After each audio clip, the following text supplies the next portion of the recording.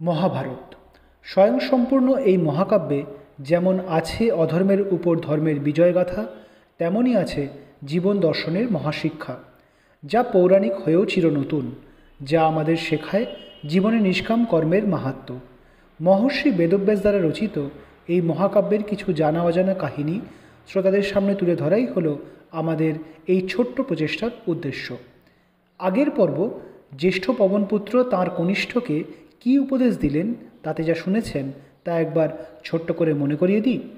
বহু কষ্ট সহ্য করে পাণ্ডবগণ ও দ্রৌপদী এসে পৌঁছলেন কৈলাস ও গন্ধমাদন পর্বতের সানুদেশে। সেখানে সহসা বায়ুবাহিত হয়ে এলো একটি সুগন্ধি সহস্রদল পদ্ম।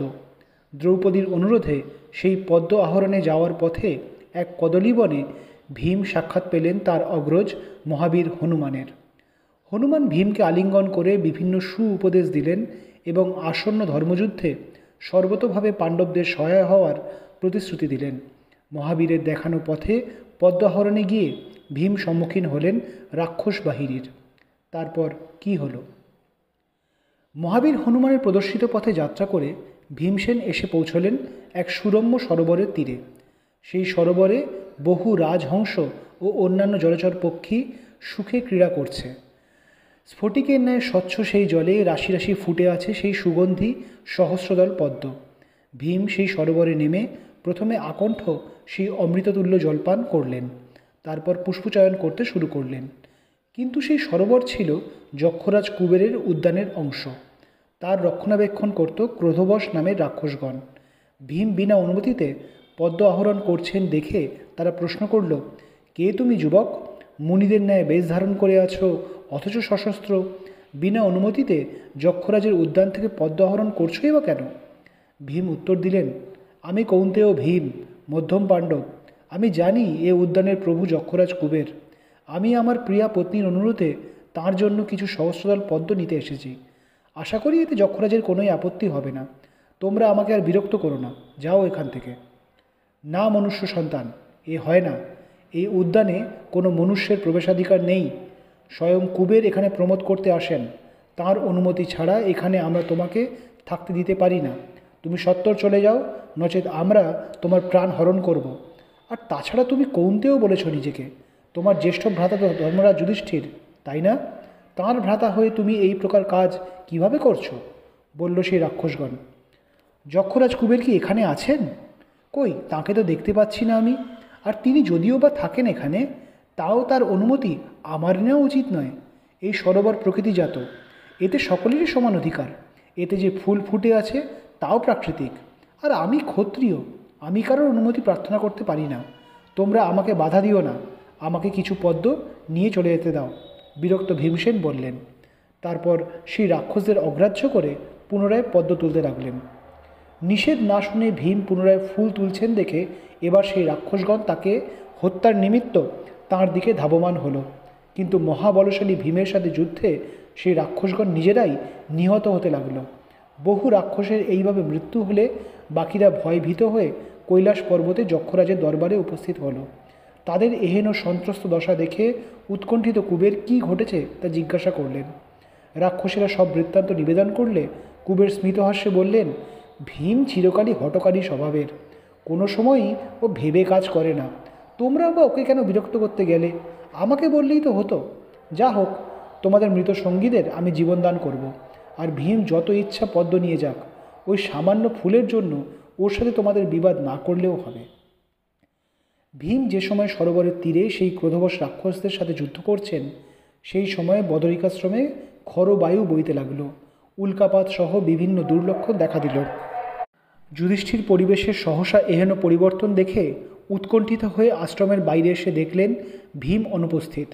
দ্রৌপদী থেকে ভীমের সেই পদ্ম আহরণ নিমিত্ত কৈলাসের দিকে যাত্রার সংবাদ পেয়ে স্বভাবতই যুধিষ্ঠির উৎকণ্ঠিত হয়ে উঠলেন। বললেন, পাঞ্চালী, এ তোমার উচিত কাজ হয়নি। ভীমকে একা ওইভাবে কৈলাসের পথে প্রেরণ করা ওর তথা আমাদের জন্য ক্ষতিকর হতে পারে। আমাদেরও সত্বর সেখানে যেতে হবে। কিন্তু এই দুর্গম পথ এত দ্রুত কিভাবে যাওয়া যাবে? চিন্তায় পড়লেন যুধিষ্ঠির।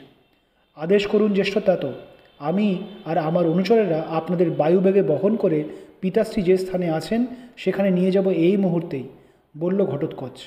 উত্তম প্রস্তাব পুত্র, বললেন যুধিষ্ঠির।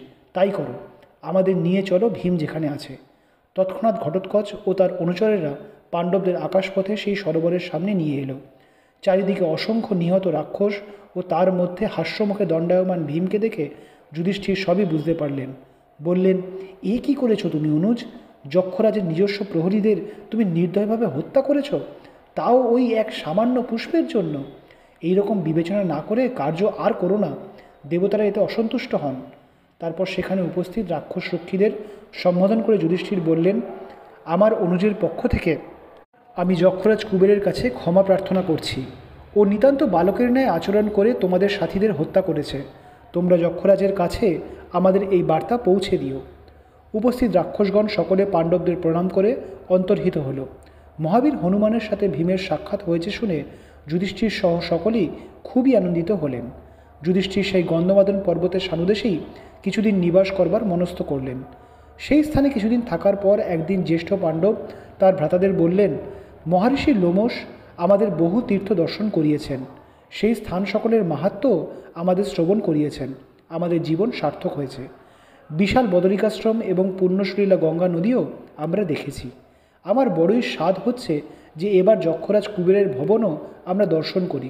অনুজ, তোমরা একটু সন্ধান করো যে এই স্থান থেকে যক্ষরাজের ভবনে যাওয়া যায় কি না। সেই সময় আকাশবাণী হল, ধর্মপুত্র যুধিষ্ঠির, কুবের ভবনে এখান থেকে কেউই যেতে পারে না। আপনারা বদরিকাশ্রমে ফিরে যান। সেখান থেকে মহর্ষি বৃষপর্বার আশ্রম দর্শন করে আষ্টি সেনের আশ্রমে যান। সেইখান থেকেই আপনারা কুবের ভবন দেখতে পাবেন। দৈববাণী শুনে পাণ্ডবেরাও বদরিকাশ্রমে ফিরে এলেন। আশ্রমে নিবাসকালে পাণ্ডবদের সাথে ঘটল এক ভয়ানক ঘটনা।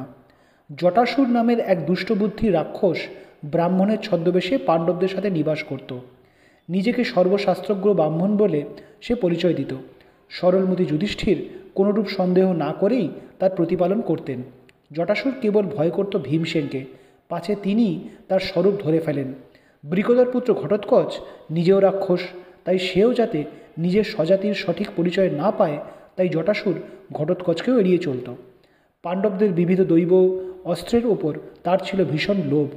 সুযোগ পেলেই সে সেই সকল অস্ত্র হাতে নিয়ে পরীক্ষা করে দেখত। যুধিষ্ঠির এসব নজর করলেও তিনি কোনোই সন্দেহ করেননি, তাই জটাসুরের বেশ আনন্দেই কাটছিল দিনগুলি। একদিন ভীম মৃগয়া করতে আশ্রমের বাইরে গেলেন। ঘটোৎকচ ও তার অনুচরবৃন্দ কিছু কার্য সম্পাদন নিমিত্ত আশ্রমে ছিল না। মহর্ষি লোমশ সহ তপস্বীরাও তাদের যজ্ঞকর্মে ব্যস্ত ছিলেন। এই সুযোগে জটাসুর নিজের বিকট স্বরূপ ধারণ করে যুধিষ্ঠির, নকুল, সহদেব এবং দ্রৌপদীকে বন্দী করে পাণ্ডবদের সকল অস্ত্র হরণ করে সবেগে সেই আশ্রম থেকে নিষ্ক্রান্ত হল। সহদেব নিজের চেষ্টায় রাক্ষসের বন্ধন থেকে নিজেকে মুক্ত করলেন ও নিজের খড়গ কোষমুক্ত করে সেই রাক্ষসের সাথে যুদ্ধ করতে প্রবৃত্ত হলেন। যুধিষ্ঠির রাক্ষসকে তিরস্কার করে বললেন, দুর্মতি রাক্ষস, তোমার কি প্রাণের ভয় নেই? তুমি আমাদের সাথে আশ্রমে বাস করেছ এতদিন, আমাদের অন্নে প্রতিপালিত হয়েছ, তারপর আমাদেরই ক্ষতি করতে চাইছ। তুমি আমাদের প্রিয়া পত্নী দ্রৌপদীকে হরণ করতে গেলে কোন দুর্বুদ্ধিতে? তোমার মৃত্যু নিশ্চিত। জটাসুর উত্তরে হেসে বলল, কে আমাকে হত্যা করবে ধর্মরাজ? আপনার ভ্রাতা তো জানেনই না যে আমি আপনাদের হরণ করে নিয়ে এসেছি। ফিরে এসে তিনি আপনাদের খুঁজেও পাবেন না। আপনাদের এই অস্ত্র আমার বড় পছন্দের, তাই আমি এগুলি লাভ করে পলায়ন করছি। এবার আপনাদের হত্যা করে এই অস্ত্রসমূহের স্বামী হব। যুধিষ্ঠির নিজেকে গুরুভার করে তুললেন, ফলে রাক্ষসের গতি মন্দীভূত হল। সহদেব আর নকুল উচ্চস্বরে ভীমের নাম ধরে ডাকতে লাগলেন, মধ্যভ্রাতা, এই দুষ্ট রাক্ষস আমাদের সকলকে বন্দি করে এই দিকে পলায়ন করছে, আপনি সত্বর আসুন। সহদেব নিজেও তার খড়গ ধারণ করে বললেন, জ্যেষ্ঠ ভ্রাতা, যতক্ষণ না ভ্রাতা ভীমসেন না আসেন আমি একাই এই রাক্ষসের সাথে যুদ্ধ করব, আর সূর্যাস্তের আগেই এর কর্তৃত মুণ্ড আপনার চরণে নিবেদন করব। এই বলে তিনি প্রহার করতে উদ্যত হলেন, কিন্তু সেই মুহূর্তেই নিজের ভীষণ দর্শন লৌহ গদা আন্দোলিত করে সেখানে এসে দাঁড়ালেন ভীমসেন। রাক্ষসকে তিরস্কার করে বললেন, মন্দমতি, তোকে আমি আগেই চিনতে পেরেছিলাম। তুই সময় অসময় আমাদের অস্ত্র হাতে নিয়ে দেখতিস, কিন্তু জ্যেষ্ঠ ভ্রাতা তোকে স্নেহ করতেন, তুইও আমাদের প্রিয় কর্ম করতিস, তাই তোকে বধ করিনি। কিন্তু আজ তুই যে অপরাধ করেছিস, আমার ভ্রাতাদের আর পত্নীকে হরণ করার চেষ্টা করেছিস, আজ তোর মৃত্যু আমার হাতেই হবে। জটাসুরও এবার উপায়ান্তর না দেখে যুধিষ্ঠির সহ বাকিদের মুক্ত করে নিজের বিশাল অস্ত্র আস্ফালন করে বলে উঠল, তবে রে মধ্যম পাণ্ডব, আগে তোকেই জমালয়ে পাঠাবো আমি। তুই আমার বন্ধুস্থানীয় হিড়িম্ব আর বক রাক্ষসকে বধ করেছিস, তাদের মৃত্যুর প্রতিশোধ আজ আমি নেব। তোকে মেরে তোর রক্তে তাদের উদ্দেশ্যে তর্পণ করব আমি, তারপর এদের সকলকে ভক্ষণ করব। ভীম আর জটাসুরের মধ্যে শুরু হলো বিরাট যুদ্ধ। দুজনেই বেশ বলশালী। নকুল আর সহদেব ভীমের সাহায্যার্থে এগিয়ে আসতে গেলে ভীম তাদের বাধা দিয়ে বললেন, তোমরা ব্যস্ত হয়েও না অনুজ, আমি একাই এই দুর্বুদ্ধিকে নরকে প্রেরণ করব, তোমরা শুধু দেখো। এই বলে সিংহনাদ করে ভীম প্রবল মুষ্টির আঘাতে রাক্ষসকে ভূমিতে নিপাতিত করলেন। তারপর নিজের মহাবলশালী গদার আঘাতে রাক্ষসের মস্তক চূর্ণ করে দিলেন। জটাসুরের মৃত্যু হল। বদরিকাশ্রমে বেশ কিছুদিন অতিবাহিত হওয়ার পর একদিন যুধিষ্ঠির বললেন, আমাদের বনবাসের বেশ কিছু সময় শান্তিতে অতিবাহিত হলো, এবার অর্জুনেরও ফিরে আসার সময় হয়েছে। চলো আমরা সকলে কৈলাস পর্বতের দিকে যাত্রা করি, সেখানে রাজশ্রী আষ্টির সেনের আশ্রমে আমরা অপেক্ষা করব। অর্জুনের সাথে সেখানেই আমাদের সাক্ষাৎ হবে। যুধিষ্ঠিরের কথা মতো পাণ্ডবেরা, মহর্ষি লোমশ, অন্যান্য ব্রাহ্মণগণ এবং অনুচরবৃন্দ সহ বৃকদর পুত্র ঘটোৎকচ গন্ধমাদন পর্বতের সানুদেশে ঋষি বৃষপর্বার আশ্রমে উপস্থিত হলেন।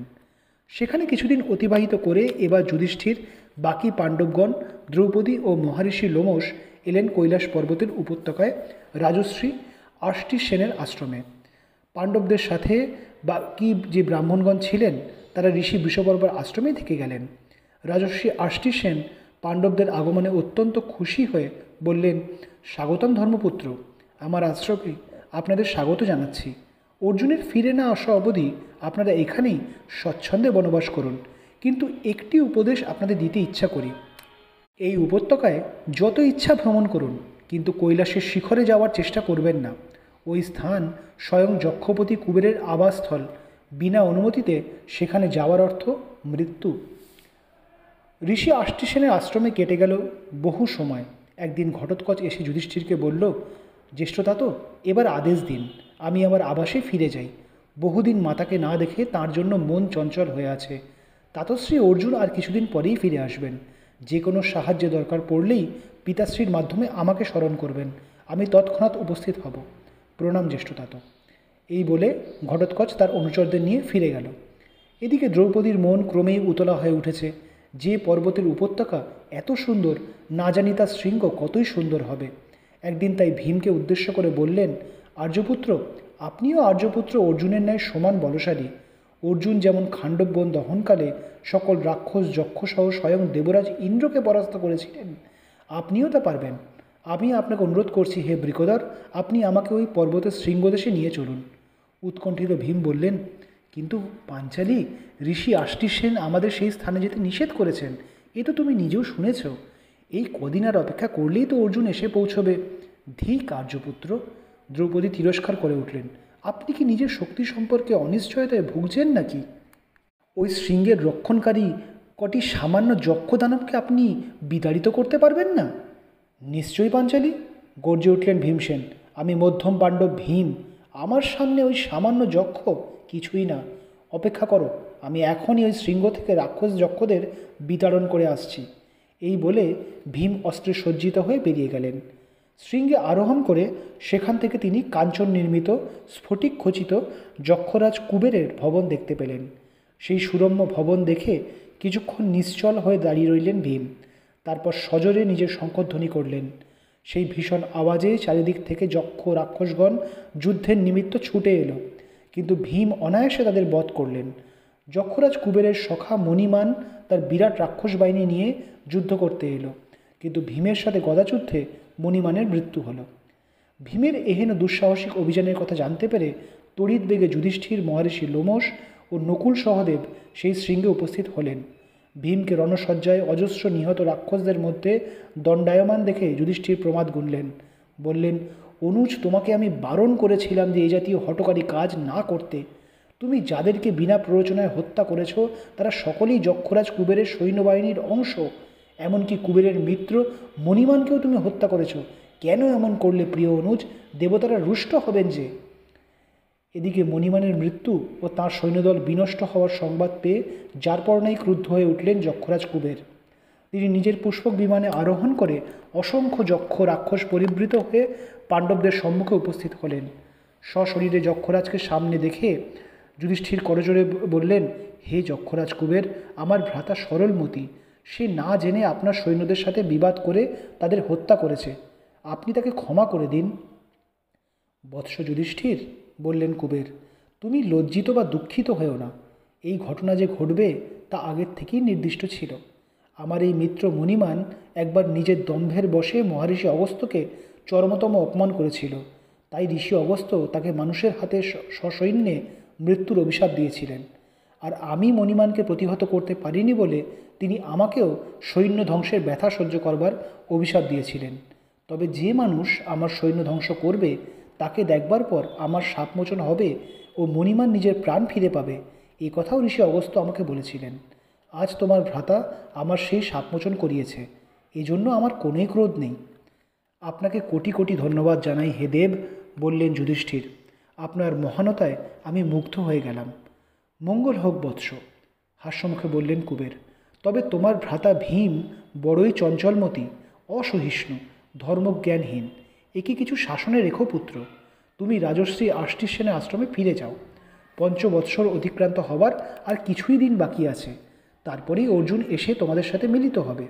আমার অধীন যক্ষ রাক্ষসগণ তোমাদের রক্ষা করবে, সেবা করবে তোমাদের। আগামী ধর্মযুদ্ধে বিজয়ী হবে তোমরা। এই বলে কুবের অন্তর্হিত হলেন। যক্ষরাজ কুবেরের থেকে আশীর্বাদ পেয়ে পাণ্ডবেরা ফিরে এলেন রাজর্ষি আষ্টিসেনের আশ্রমে। সেখানে এবার কিছুদিন পরেই ফিরে আসবেন তৃতীয় পাণ্ডব অর্জুন। কি দৈব অস্ত্র তিনি লাভ করলেন।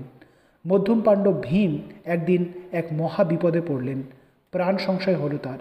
কে তাকে রক্ষা করলেন? আজ এইখানেই শেষ করছি। আগামী পর্বে মহাকাব্য মহাভারতের আরও কিছু কাহিনী নিয়ে আবার আমরা আপনাদের কাছে আসব। ভালো লাগলে জানাতে ভুলবেন না। ধন্যবাদ।